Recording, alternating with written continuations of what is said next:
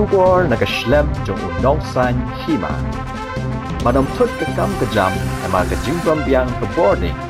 One shaka orange electrical loan sopo not mai nakabenta ki diesel generator.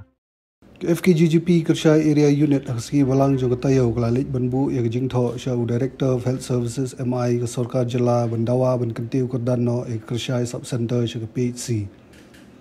President ke FKGGP Kershai Unit Samla Francis Soshang Habakran Haginong Tho Kubor La Yitu Ba Kaseng Haguju Kupor Kalalit Ai Jingtho Show SP ke West Khasi Hills Bandawa Banbu no Ek Police Outpost Kershai. Kershai Area Unit West Khasi Hills Mentakasni Kalapha dari Jingtho Show Directorate Jongka Health Service MI Government of Meghalaya Bankarpat Yu Bankantiu Kordano Yaga Sub Center Kershai Siaka Public Health Center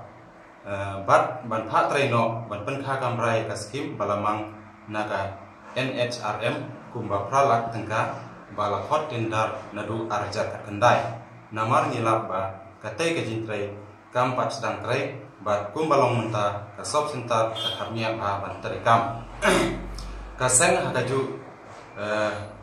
kasni kalalai banbu kajingtho sha superintendent of police SP West Khasi Hills banbu ka police outpost Bapura Kershai namar kumbalong menta Kershai ka don tangda border BOP bapai ne don Kershai oi menta sipor badon kane ka jingpang COVID-19 coronavirus kalapha ye police force banpa hara ha Kershai namar kade ka wei ka chakarung exist but entry point Hibriu na Assam Shameglia ka thain Kershai ka bahap haga CNRD block Nongstoy circle ka tentup yakishnong Kershai maupun Nongspung Kamdor warigro umbiang siar dole donga bat kita kitain tiba im tang hari jingye tiba im tang hari jingye apa nyimpai hadu menta kimpat don surok PWD banlek syaga nombak nongstoy te nomor kata ni kerpat di bor di bahlor di sorkar bagian leno kamploi ye kiteki ban obret no ye kateka sub center syaga public health center ban pentrekam no ban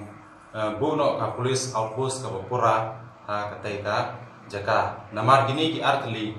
ki dei ki tanat ki badon kam kawai na kamunta ban pe ye ka koi ke kya ban wanra yaga suka sain chonga thai hi bro away